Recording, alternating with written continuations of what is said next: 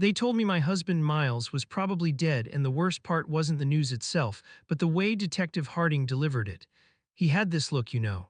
The kind of practiced, weary sympathy that a doctor gives you before explaining a terminal diagnosis. He sat across from me in our own living room, the air thick with the scent of the untouched coffee I'd made, and laid out the official story like a weather forecast. Experienced hiker, treacherous trail, a sudden turn in the weather. We see it all the time out here, Mrs. Sterling. He likely found shelter, waited, and succumbed to the elements. We may never find the body. Every word was a perfectly polished stone, smooth and cold, and designed to build a wall between me and the truth. I just stared at him, at the slight stain on his tie and the impatient way his fingers tapped against the arm of the chair. Miles wasn't an experienced hiker. He was a meticulous urban environmental consultant. He packed 3 different kinds of blister pads for a walk in the park. The man wouldn't go into the wilderness without a GPS, a satellite phone, and a laminated, color-coded risk assessment chart he probably made himself. He didn't get lost, it just wasn't in his DNA, but Harding just nodded, his expression unchanging. Grief can make things confusing, he said, his voice dropping into that infuriatingly gentle tone people use when they think you're about to shatter. He was dismissing me, closing the case before it was ever really opened. I spent the next 2 days in a fog, replaying that conversation, the sheer wrongness of it all churning in my gut. On the third day, I couldn't stand it anymore. I drove out to the trailhead myself, to the last place his car was found. I walked the path the police said he took, calling his name until my throat was raw. It was on the drive back, as dusk was bleeding across the sky, that I saw it. A derelict gas station, its sign creaking mournfully in the wind. Something, a gut feeling, a desperate, illogical pull made me stop. The place was a wreck, but the door to the grimy little bathroom was slightly ajar, and inside, in the murky water of the toilet cistern, was a small, waterproof pouch. My hands were shaking so hard I could barely open it. It was Miles's phone. The battery was almost dead, a single bar of red clinging to life. There was one missed call from an emergency number logged just before the phone must have been submerged, and one other file, an audio recording. It wasn't labeled with a name, just a date. The date before I reported him missing, before I'd even known he was gone. I pressed play. My heart hammered against my ribs, a frantic drumbeat in the sudden silence of the car. A man's voice filled the small space. It was flat, monotone, like someone reading a report. And what he said sent a shard of ice straight through my soul. Subject identified as Miles Sterling, experienced hiker, took the North Ridge Trail, weather turned unexpectedly. Likely found shelter, waited, and succumbed to the elements. Body recovery is improbable. It was word for word, every single phrase. The exact chilling script that Detective Harding had recited to me in my own living room just yesterday. I couldn't breathe, I just sat there in the driver's seat, the phone clutched in my hand, the stranger's voice echoing in the dead air of the car. It wasn't a coincidence, it was a script. A pre-written narrative for a man's disappearance, my husband's disappearance. That night, sleep was a foreign country I couldn't visit. Every time I closed my eyes, I heard that dead, robotic voice reciting Miles's eulogy and saw Detective Harding's bored, dismissive face. Who were they? Why would they plan this? The next morning, fueled by a mixture of terror and white-hot anger, I did the only thing I could think of. I went online. I found a forum, a place called Unsolved Mysteries, a corner of the internet where people picked apart cold cases and obsessed over strange disappearances. With trembling fingers, I typed out my story under a throwaway username. The title was blunt. The official police narrative for my husband's disappearance was on a recording he made before he even went missing. I wrote everything. About Miles's cautious nature, about Harding's strange apathy, about the gas station, the phone, the recording. I even took a screenshot of the audio file's details, the creation date and time stark and damning, and attached it to the post. Then I hit submit and waited, my stomach in a knot. I don't know what I expected, a flood of support, someone with a similar story. The first few replies were exactly what you'd expect. So sorry for your loss, Op. You're in shock, take care of yourself. This sounds like a terrible coincidence, your grieving mind is probably making connections that aren't there. They were kind, pitying, and utterly useless. They saw a grieving widow, not a witness. My own sister called, her voice thick with concern, telling me I needed to stop torturing myself, that I was fixating as a way to avoid the pain. It was maddening. I felt like I was screaming in a soundproof room. This wasn't grief. This was a goddamn warning. I was alone, utterly and completely alone in this. The realization didn't crush me. It forged something hard and sharp inside my chest. Fine. If no one would believe me, I would find the proof myself. I turned to the one place that might hold a clue, Miles's work. His home office was exactly as he'd left it, neat and orderly. I spent hours sifting through his papers, his project files, his emails. For a long time, there was nothing but zoning regulations and soil composition reports. Then, tucked away in a drawer under a stack of old blueprints, I found it. A thin file folder labeled with a single name, Veridian Organics. Inside were maps of the area where he'd disappeared, printouts of chemical formulas I didn't understand, and handwritten notes. Miles had been investigating a local chemical company, Veridian Organics, whose main processing plant was located just upstream from the very watershed he'd been hiking in. A cold dread washed over me. This wasn't about a hiking accident. This was about something Miles had found, and someone was willing to write a script to make sure it stayed buried. Veridian Organics. The name felt like a poison on my tongue. On Miles's laptop, I found a corresponding folder, but it was locked down tight. Encryption software I didn't recognize. I spent a whole night guessing passwords, our anniversary, the dog's name, the street he grew up on, until the system locked me out completely. It was a digital brick wall, and I felt a fresh wave of despair. The answers were right there, just out of reach. That's when the harassment started. It was subtle at first. A phone call in the middle of the night. When I answered, there was nothing but dead air, a faint, rhythmic clicking sound in the background. I told myself it was a wrong number. Then a few days later, I came out to my car to find a single tire slashed. Not all four, which might suggest random vandalism, but just one. It felt personal, deliberate. It was a message: we're watching you, stop digging. Fear was a constant, cold companion now, but my anger was hotter. I had to do something. I decided against my better judgment to give the police one last chance. Maybe it wasn't Harding, maybe he was just an incompetent fool and another detective would see the truth. I went back to the station, armed with the phone. This time I didn't get another detective. I got Harding. He saw me and his face tightened, the mask of weary sympathy gone, replaced by a flicker of pure annoyance. We sat in a sterile interrogation room that smelled of stale coffee and disinfectant. I didn't waste time. I placed the phone on the metal table between us. My husband recorded this before he went missing, detective, I said, my voice steadier than I felt. I want you to listen to it. I hit play. The flat, robotic voice filled the small room, reciting the official story. I watched Harding's face. He didn't look surprised. He didn't look confused. He looked cornered. For a split second, I saw a flash of raw panic in his eyes before it was replaced by a cold, hard glare. He didn't let the recording finish. He reached over and stopped it. Mrs. Sterling, he began, his voice dangerously low. You're under an immense amount of stress. It's understandable. People in your situation can imagine things. They can manipulate evidence, even unconsciously, to fit a narrative that helps them cope. I just stared at him, speechless. He was gaslighting me. He was turning my own grief into a weapon against me. This phone is now evidence in an ongoing investigation, he said, his voice regaining its official, authoritative tone. He picked it up and slipped it into an evidence bag. We'll have our tech guys take a look at it. I'm going to recommend you speak with the department's grief counselor. We can't have you interfering. He stood up, the dismissal clear. It wasn't just a dismissal anymore, it was a threat.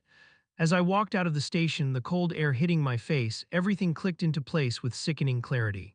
Harding wasn't just covering something up, he was a part of it. He hadn't just taken my husband's phone, he had taken my only piece of proof. I went home feeling like I'd been hollowed out. They had the phone. They had the only piece of concrete evidence, and they were going to make it disappear. Harding's face, that flicker of panic followed by cold fury, was burned into my mind. He knew what was on that recording because he was part of the script. My rage was so profound it felt like a physical weight in my chest. I had to do something. I logged back into the forum, my fingers flying across the keyboard. I created a new post, an update to my original story. The title was simple: Update, the police know they took the phone. I recounted the entire meeting with Harding, his reaction, his accusations of me being delusional, the way he confiscated the phone under the guise of analysis. I didn't hold back. I wrote about the late-night calls, the slashed tire. I laid out the entire conspiracy as I saw it. My husband had found something on Veridian Organics, and now the company and the local police were working together to silence him and anyone who kept asking questions. I ended the post with a desperate plea. I have no proof left. They're trying to make me look crazy. Does anyone know anything about this company? This time, the reaction was different. The pity was gone, replaced by a current of outrage and suspicion. People started digging. They pulled up public records on Veridian, news articles about their lobbying efforts, and whispers of previous environmental complaints that had been quietly dismissed. My post was no longer a sad story, it was a rallying point. And then it happened. A private message appeared in my inbox. The username was anonymous, something generic like user734. The message was short and to the point. I used to work at Veridian. You're right to be scared. Get a lawyer, don't talk to the cops. My heart leaped into my throat. I messaged back immediately, my hands shaking. Please, you have to tell me what you know. They killed my husband, didn't they? The reply came a few agonizing minutes later. I don't know about that. But I know they've been dumping hexavalent chromium into the river for years. Your husband, he was some kind of consultant, right?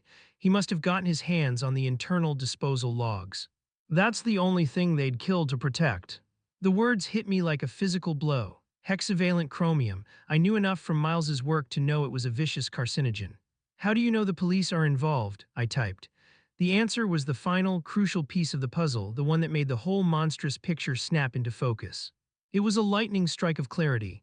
Their head of security is a guy named Frank Mercer, ex-cop. He and Detective Harding were partners for over a decade. I just stared at the screen. Of course, it was all so simple, so sordid. A corrupt cop and his old partner now working corporate security for a company poisoning the town. The recording wasn't a prophecy. It was a contingency plan. A prepackaged story they had ready to go just in case their little problem, my husband, needed to be permanently solved. Miles must have suspected he was in danger.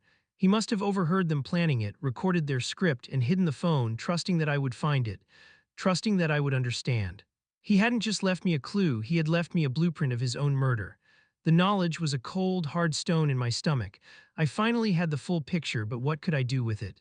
I had no evidence. My only witness was an anonymous stranger on the internet who would probably vanish if I pushed too hard. Going back to the police was a death sentence. For the first time, I felt a sliver of real, paralyzing fear. These people had murdered my husband and orchestrated a cover-up with the precision of a military operation. I was just a grieving widow. What chance did I have? Then I thought of Miles. I thought of his unwavering belief in facts, in data, in the simple, unassailable power of the truth. He wouldn't have backed down, and he wouldn't have wanted me to. He had trusted me to finish this. I remembered a name he'd mentioned a few times with a kind of grudging respect: Owen Riley. An independent, investigative journalist who had a reputation for tackling stories the mainstream media wouldn't touch. He was a bulldog, Miles had said, the kind of guy who chews on a story and doesn't let go. Finding him wasn't hard. I sent him an email with a single subject line: proof of police corruption and murder in the Miles Sterling case. He called me within the hour. I told him everything, pouring out the entire story in a frantic, breathless torrent. The recording, Harding, Veridian, the anonymous ex-employee, the ex-cop partnership. To my immense relief, Owen didn't sound skeptical. He just listened, his silence punctuated by the occasional sharp question. He used his own sources to do some preliminary digging and called me back the next day. The ex-employee's story holds up, he said, his voice grim. Mercer and Harding were thick as thieves back in the day. This stinks to high heaven, Alara, but a private message isn't evidence. We need to get them on tape. We devised a plan. It was reckless, stupid, and probably deadly, but it was the only shot we had. The next morning, I called Detective Harding. I pitched my voice to sound shaky, desperate, on the verge of breaking. Detective, I stammered. I was wrong. I'm sorry. I've been a mess, but I found something else. Miles, he kept a backup drive, a small one. It has everything on it, the Veridian files. I think there are copies of their disposal logs. I took a shaky breath.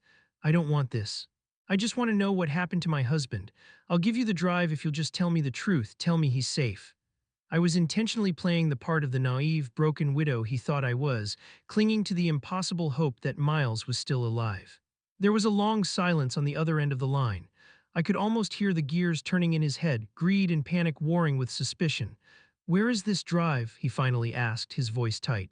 "I'll trade you," I said. "Meet me tonight at the old gas station on Route 4, the one near the trailhead. Just you, tell me what happened, and the drive is yours." The gas station was my idea. It was where I found the phone. There was a poetic justice to it that I clung to.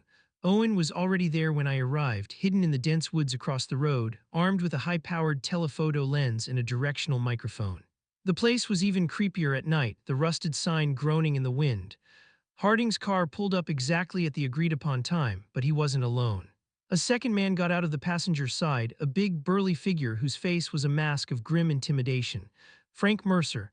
My blood ran cold, but I held my ground. "Where's the drive?" Harding snapped, wasting no time on pleasantries. "Where's my husband?" I shot back, my voice trembling for real this time. Mercer let out a short, ugly laugh. "Your husband is fish food," he sneered. He stuck his nose where it didn't belong, now the drive. It was Harding who sealed their fate. He stepped closer, a smug, contemptuous look on his face. "You really don't get it, do you? We had it all planned out, the perfect story, experienced hiker, a tragic accident, no body, no evidence. We even recorded the script beforehand to make sure we all stayed on message. It was flawless. Your husband was just smart enough to overhear it and dumb enough to think a little recording on a hidden phone would save him." He smiled, a predator's grin. "Now, for the last time, give us the drive." I just stared at him, my fear replaced by a sudden, icy calm. Across the road, hidden in the darkness, I knew Owen had just captured it all. The confession, the conspiracy, the cold, brutal truth. Owen's article broke less than 24 hours later. It was an online exclusive, a bombshell of a story complete with grainy, long-distance photos of Harding and Mercer at the gas station, and most damningly, the crystal-clear audio of their confession. The sound of Harding's smug voice boasting about their flawless script echoed across the internet. It was irrefutable. The fallout was immediate and spectacular. The state police took over the investigation from the local department. Harding and Mercer were arrested before the sun set. The story exploded, leading news cycles for days. Search warrants were executed at Viridian Organics, and the subsequent investigation uncovered decades of environmental crimes, a massive corporate conspiracy that went far higher than a single security chief.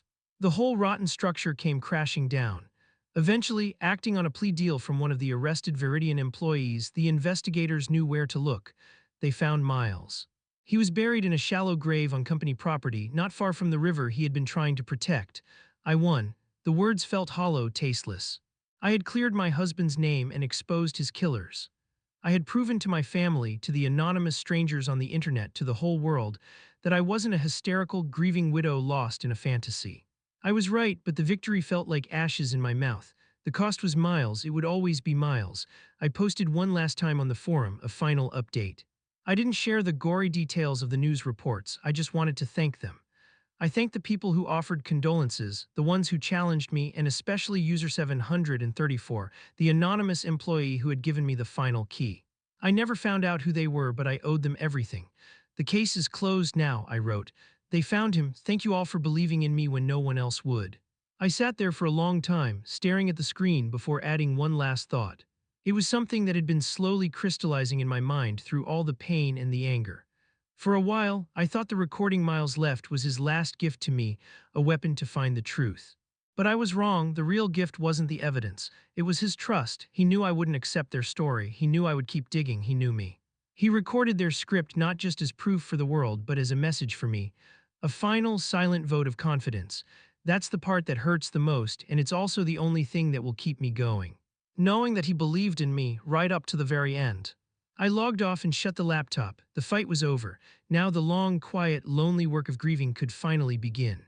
It was a bitter, heartbreaking kind of peace, a bittersweet relief.